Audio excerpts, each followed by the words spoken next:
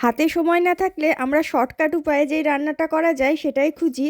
তো আজকে সেই জন্য স্যালমন মাছটা ভীষণ শর্টকাটে রান্না করব। অত রসিয়ে কষিয়ে রান্না করার একদমই সময় নেই।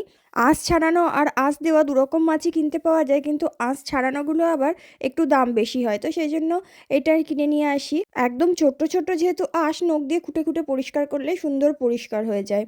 তো যাই হোক, এবার এগুলোকে টুকরো টুকরো করে কেটে নিয়েছি, একটু নুন আর হলুদ মাখিয়ে নিয়েছি। আর এটা এমন একটা মাছ, এই মাছের যা খুশি করো খেতে ভীষণ ভালো লাগে। সে সর্ষে বাটা হোক বা ঝোল হোক বা বেক করে খাও। আজকে আমি গাজর আর আলু দিয়ে পাতলা করে ঝোল করব। আমি বেশিরভাগ ফুলকপি আলু দিয়ে করি, তো ফুলকপিটা শেষ হয়ে গেছে, ঘরে নেই, তো ভাবলাম সেই জন্য গাজর দিয়ে দিই। আর বিনিও ভালোবাসে বেশ গাজর খেতে। তো আজকে রান্নায় কোনো রকম পেঁয়াজ টেয়াজ কিচ্ছু দেবো না। আর মাছগুলোকে না খুব বেশি ভাজারও দরকার পড়ে না, জাস্ট একটুখানি অল্প তেলে এপিটোপিট করে নিলেই হয়ে যায়। তো আদা আর এই টমেটো দিয়ে একটা পেস্ট করে নিয়েছি। জিরে ফোড়নে দেওয়া যায়, কিন্তু জিরেটা যেহেতু আমার শেষ হয়ে গেছিলো, আবার বড় প্যাকেট থেকে ঢালতে হবে, তো সেই সময় ছিল না। তাই তেলের মধ্যে একেবারে আলু আর গাজর দিয়ে দিয়েছি। আর তারপর একটু ভেজে নিয়ে এই পেস্টটা দিয়ে দিয়েছি। তারপর নর্মাল মশলা, নুন, হলুদ, ধনে গুঁড়ো, জিরে গুঁড়ো দিয়ে দিয়েছি। ব্যাস, এবার এই ঝোলটা একটু পাতলাই করব।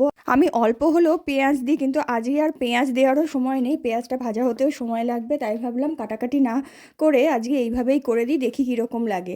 আমার কিন্তু যে কোনো মাছেরই পাতলা ঝোল খেতে ভীষণ ভালো লাগে, ওই আদা জিরে বাটা দিয়ে যেটা হয়। তো আজকে তো আর জিরে দিইনি আমি। আর এই দিকে পাশে আলু উচ্ছে ভাজাটাও বসিয়ে দিয়েছি, একসাথে হয়ে যাবে। তো যাই হোক, মাছের ঝোল এদিকে রেডি হয়ে গেছে, একটু গরম মশলা দিয়ে নামিয়ে নিয়েছি। কিন্তু সত্যি বলছি, মাছের ঝোলটা খেতে ভীষণ ভালো হয়েছিল। আর লাস্টে একটু গরম মশলা ছড়িয়ে দিলে না, সেই ঝোলের টেস্টটাই বদলে যায়। আর গরম মশলাটা তো আমি বাড়িতেই বানিয়ে রেখেছিলাম। তো চলো এবার প্লেটটা সাজিয়ে নিই। আর যে আলু ভেন্ডির তরকারিটা দেখছো, ওইটা কালকে বানিয়েছিলাম। চলো টাটা।